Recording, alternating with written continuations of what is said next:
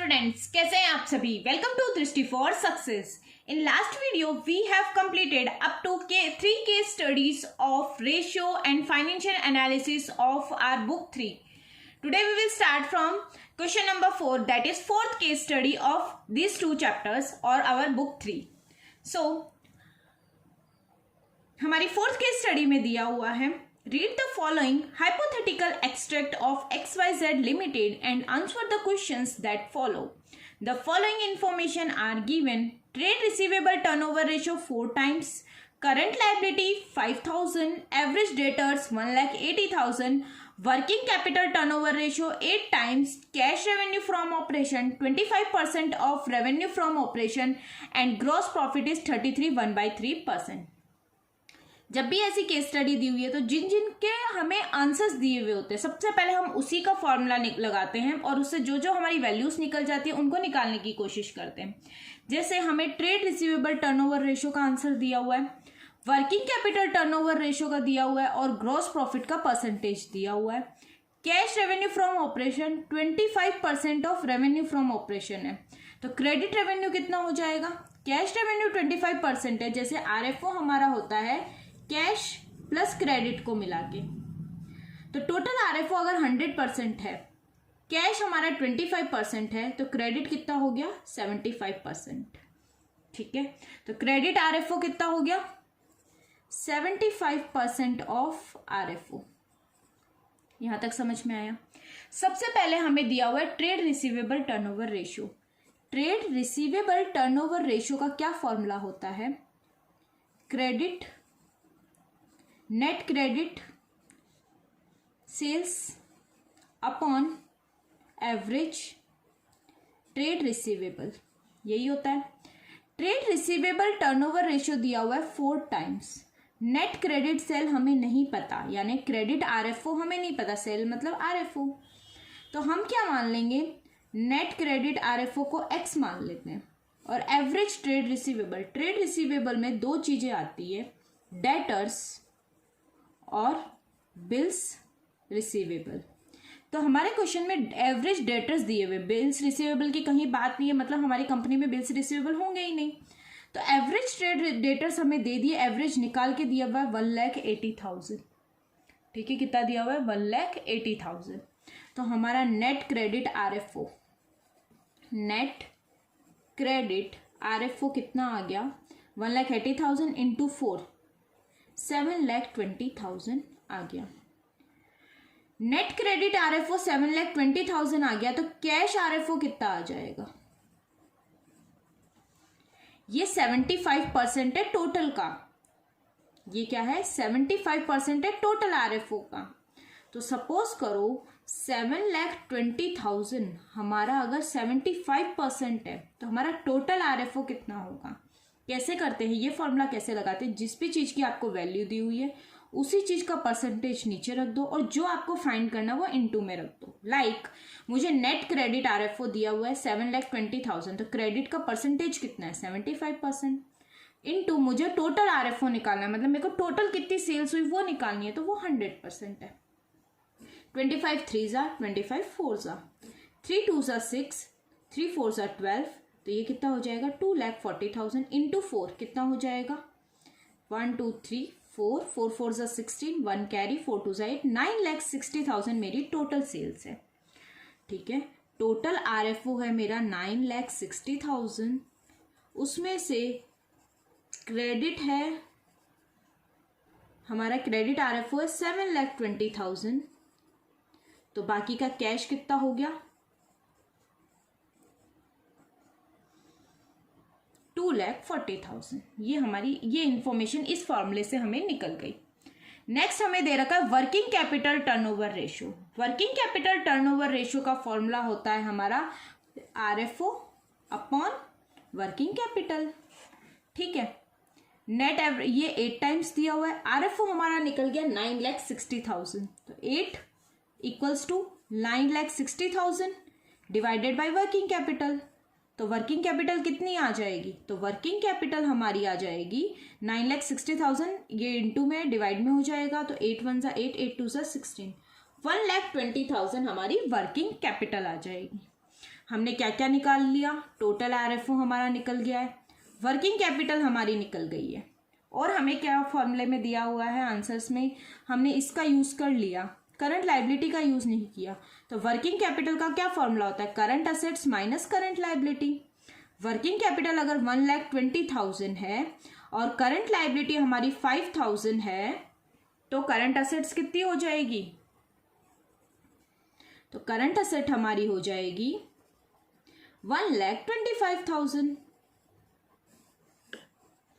ठीक है, तो हमारी करंट असेट्स भी निकल गई इस फॉर्मूले से। आगे हमारा cash from revenue from operation, cash भी निकल गया, क्रेडिट भी निकल गया। अब नेक्स्ट दिया है gross profit ratio. Gross profit ratio अगर कुछ भी नहीं कहा हुआ रहता है तो ये आरएफओ का 33 होता है। तो ग्रॉस प्रॉफिट कितना आ जाएगा, 33 ऑफ आरएफओ। 33 को मैं 1/3 लिख सकती हूँ ओनली। क्यों लिख सकती हूँ, इसका भी रीजन देती हूँ। 33 3 99, 99 इंटू 100, तो ये कितना होता है 100/3। परसेंटेज का साइन है तो अपॉन में भी 100 लगेगा, तो 100 से 100 कट गया, मतलब क्या आ गया 1/3। आरएफओ कितना है 9,60,000, तो मेरा ग्रॉस प्रॉफिट कितना हो गया 3,20,000। तो मैंने जो जो इन्फॉर्मेशन दी थी उनसे सारी इन्फॉर्मेशन निकाल ली। आप एग्जाम में ऐसा नहीं करोगे, ये क्वेश्चन जस्ट मैं भी आपके प्रैक्टिस के लिए बता रही हूँ कि आप इन चीज़ों से क्या क्या चीज़ें निकाल सकते हो। एग्जाम में तो हमें जो जो क्वेश्चंस पूछेंगे हम उसी बेसिस पे निकालेंगे। ये है इन इन्फॉर्मेशन से हम ये वैल्यूज आराम से निकाल सकते हैं। आपने अगर स्क्रीनशॉट नहीं लिया है, वीडियो को थोड़ा सा बैक करके प्रीवियस पेज का स्क्रीनशॉट लो या कॉपी में उसको नोट डाउन कर लो जो जो हमने किया है, जिससे ये क्वेश्चंस के आंसर्स हम आराम से कर सके। तो हमारा फर्स्ट क्वेश्चन है व्हाट इज आरएफओ। आरएफओ निकाला था, आरएफओ टोटल पूछा है, मतलब कैश प्लस क्रेडिट। तो टोटल आरएफओ हमारा कितना निकला था 9,60,000, तो इसका आंसर क्या हो जाएगा ए। नेक्स्ट पूछा what is gross profit. Last में हमने निकाला था, ग्रॉस प्रॉफिट का कुछ भी नहीं दिया हुआ था, तो किसका निकलता है आरएफओ का निकलता है। तो हमने निकाला था gross profit 33 1/3% of RFO, that is 1/3 of 9,60,000, तो कितना निकला था 3,20,000 हमारा ग्रॉस प्रॉफिट निकला था। नेक्स्ट क्वेश्चन है हमारा what is working capital. Working capital कितनी निकली थी हमारी, तो वर्किंग कैपिटल हमारी कितनी निकली थी 1,20,000, हमारी वर्किंग कैपिटल निकली थी 1,20,000।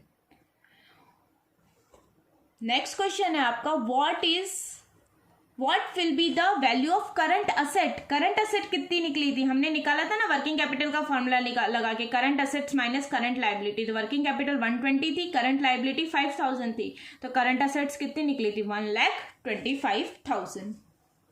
तो इस तरह से हम इन केस स्टडीज को सॉल्व कर सकते हैं। कितनी इजी केस स्टडी थी और कितनी आराम से सभी क्वेश्चन के बेस में निकल गए। क्या क्या फॉर्मूले यूज आए थे, हमें आरएफओ का फॉर्मूला यूज आया था, cash RFO plus credit RFO.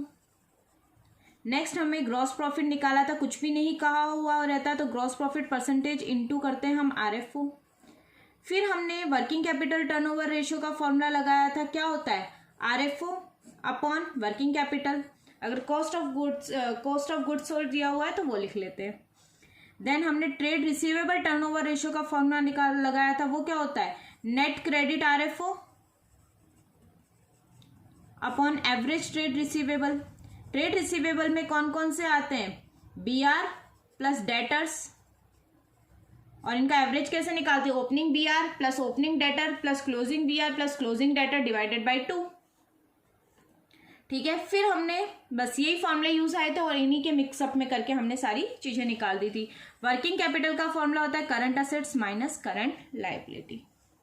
ठीक है, अगर आपको रेशियो के फॉर्मूले लर्न हुए, अगर फॉर्मूले लर्न होने के बाद आप रेशियो के क्वेश्चन बहुत इजीली और चुटकियों में विद इन अ सेकंड कर सकते हैं। अब हम स्टार्ट करते हैं हमारी case study number 5। Case study number 5 में दिया हुआ है consider the following data and answer the question that follow. Revenue from operation यानी आरएफओ दिया हुआ है हमें, cost of revenue from operation यानी कॉस्ट ऑफ गुड्स सोल्ड जिसको बोलते हैं कॉस्ट ऑफ आरएफओ बोल दो, ऑपरेटिंग एक्सपेंसेस दिए हुए, इन्वेंट्री स्टॉक दिया हुआ है, अदर करंट असेट दिए हुए, करंट लायबिलिटी दी हुई है, paid up share capital given है, और स्टेटमेंट ऑफ P&L यानी डेबिट बैलेंस दिया हुआ है, और टोटल डेट दिए हुए हैं हमें। एक बार हम क्वेश्चंस पे नजर मार लेते कि क्वेश्चंस में हमें क्या क्या पूछा है, उस अकॉर्डिंग फिर हम फॉर्मूले पुट करके उनके आंसर निकालने की कोशिश करते हैं। तो इस क्वेश्चन में हमें फाइंड करने को कहा है, पहला 46 नंबर पे, what is operating ratio, quick ratio, what is डेब्ट to equity ratio and what is working capital turnover ratio. क्या क्या? ऑपरेटिंग रेशियो, क्विक रेशियो, डेब्ट to equity ratio and working capital turnover ratio. चलो देखते हैं हम क्या क्या फाइंड करने को कहा था। ऑपरेटिंग रेशियो, क्विक रेशियो,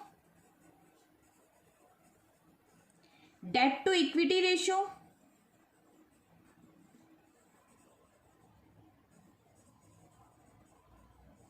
और working capital turnover ratio. Operating ratio का हमारा फॉर्मूला क्या होता है? Operating cost upon RFO into 100। Quick ratio का हमारा फॉर्मूला होता है liquid asset upon current liability. Debt to equity ratio का होता है डेट अपॉन इक्विटी। डेट को हम नॉन करंट लाइबिलिटी भी बोल सकते हैं, non current liability upon equity. Working turnover ratio का फॉर्मूला होता है RFO अपॉन वर्किंग कैपिटल। तो चलो पहले वैल्यूज फाइंड करते हैं। सबसे पहले हमें निकालना है ऑपरेटिंग कॉस्ट। ऑपरेटिंग कॉस्ट कैसे निकलेगी? ऑपरेटिंग कॉस्ट के लिए हमें cost of revenue from operation में ऑपरेटिंग एक्सपेंसेस को प्लस करना पड़ता है, तो हमारी ऑपरेटिंग कॉस्ट निकल जाती है। तो cost of revenue from operation है हमारा 9 लाख और ऑपरेटिंग एक्सपेंसेस है 15,000, तो ये कितना हो जाएगा? 9,15,000। तो 9,15,000 हमारा हो गया ऑपरेटिंग कॉस्ट। ऑपरेटिंग कॉस्ट का मतलब क्या होता है? किसी भी बिजनेस को ऑपरेट करने की या उस गुड्स को मैन्युफैक्चर करने की क्या कॉस्ट है, प्लस RFO हमारा कितना दिया हुआ है? RFO हमारा दिया हुआ है 12 लाख इंटू 100। तो 1 2 कैंसिल, 1 2 3, 1 2 3 कैंसिल। अब 12 से 7 जा 84, 6 जा 72, 2 जा एंड 5 जा, तो 76.25% हमारा ऑपरेटिंग रेशियो आ रहा है। नेक्स्ट हमें दिया है क्विक रेशियो। क्विक रेशियो होता है liquid asset upon current liability. Liquid asset क्या होता है? लिक्विड असेट होता है current asset minus stock minus prepaid expenses.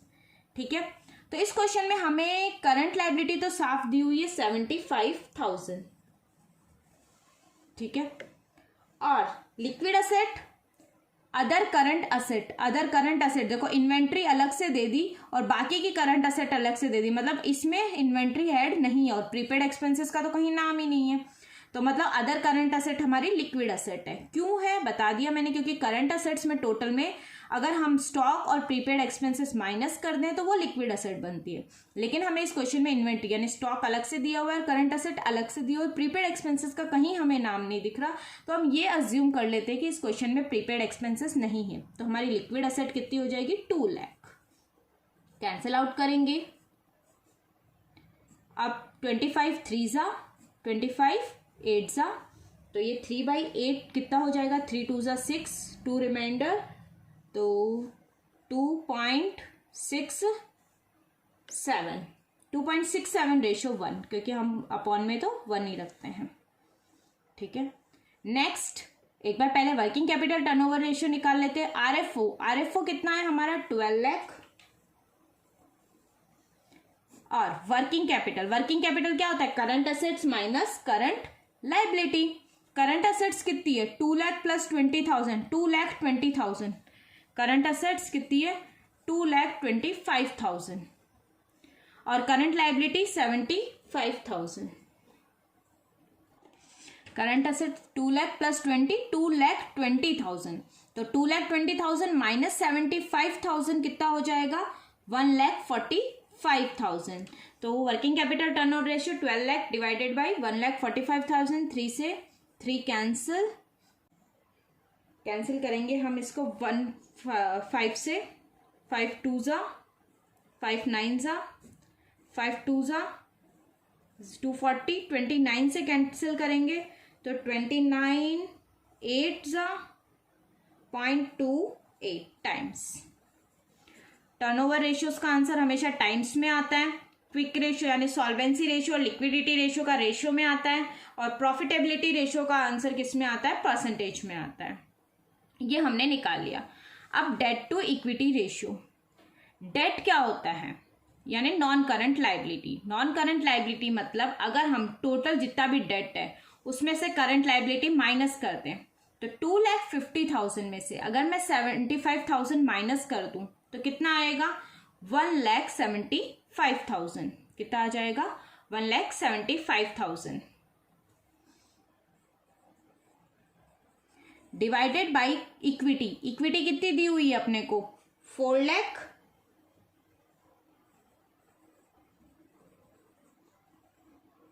ठीक है, इस अकॉर्डिंग हमारा आंसर क्या आएगा,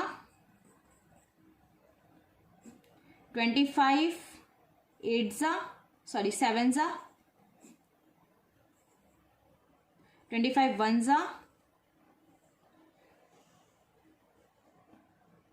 6 जा। ठीक है, तो 0.4 समथिंग आएगा। ठीक है, लेकिन इसमें क्या होगा, हमारे इस क्वेश्चन में, इस क्वेश्चन को मैंने इसीलिए डाला है, इस तरह का कोई 0.4 समथिंग कोई ऑप्शन नहीं है। तो ऐसे केस में क्या करेंगे, जब हमें फॉर्मूला पता है, हम सही फॉर्मूला भी लगा रहे हैं बट हमारा आंसर नहीं आ रहा, तो डेट टू इक्विटी रेशियो में कई बार ये डेट टू इक्विटी रेशियो को, वैसे तो डेट टू इक्विटी या non current liability upon equity ही रहता है, लेकिन इन केस क्योंकि हमें ऑप्शन मिलेंगे, ऑप्शन के बेसिस पे हमें आंसर निकालना होगा, तो हम टोटल डेप्ट अपॉन इक्विटी का फॉर्मूला लगाएंगे और मैच करेंगे कि हमारे ऑप्शन में से आंसर आ रहा है क्या। टोटल डेप्ट है 2,50,000 अपॉन इक्विटी है हमारी 4 लाख। ठीक है, टोटल डेप्ट है 2,50,000 एंड इक्विटी है 4 लाख। कैंसिल आउट करेंगे तो ये कितना हो जाएगा, 5 8 जा 5 5 जा, तो 0.663 हो जाएगा, रेशो 1। तो ये हमारे ऑप्शन में अवेलेबल है, बट ये 0.4 समथिंग हमारे ऑप्शन में अवेलेबल नहीं है। तो वैसे तो आपको यही फॉर्मूला लगाना है, लेकिन बाई चांस अगर आपका आंसर मैच नहीं करता तो आप टोटल डेप्ट टू अपॉन इक्विटी ये डेप्ट के केस में लगा के चेक कर सकते हो। तो हमारा फर्स्ट का आंसर आया 76.25%, सेकेंड का आंसर आया 2.67 रेशो 1, थर्ड का आया 0.63 रेशो 1 और फोर्थ का आया 8.28 टाइम्स। चलो आंसर चेक करते हैं एक बार। तो सबसे पहले हमें ऑपरेटिंग रेशियो पूछा था, ऑपरेटिंग रेशियो का आंसर हमारा आया था 76.25%। फिर हमें क्विक रेशियो पूछा था, क्विक रेशियो का हमारा आया था 2.67 रेशियो 1। फिर हमें डेट टू इक्विटी पूछा था, देखो हमने नॉर्मल फॉर्मूला लगाया था तो 0.4 समथिंग आ रहा था, नहीं है वो आंसर, तो इसका आंसर क्या हो जाएगा 0.63 ratio 1। Next working capital turnover ratio पूछा था, तो वर्किंग कैपिटल टर्नओवर रेशियो का हमारा क्या आया था 8.28 टाइम्स। टर्नओवर रेशियोज के हमारे फॉर्मूले टाइम्स में आते हैं, लिक्विडिटी एंड सॉल्वेंसी रेशियो के आंसर्स हमारे रेशियो में आते हैं, प्रॉफिटेबिलिटी रेशियो के आंसर्स हमारे परसेंटेज में आते हैं। तो ये भी ध्यान रखना, ये भी कई बार 1 मार्क में या एमसीक्यू में आपको पूछ सकते हैं। तो इसी के साथ हमने इस वीडियो में 2 केस स्टडी हमारी कंप्लीट कर ली है। इस चैप्टर की 1 या 2 केस स्टडीज और बची है, वो हमारी नेक्स्ट वीडियो में कंटिन्यू करेंगे।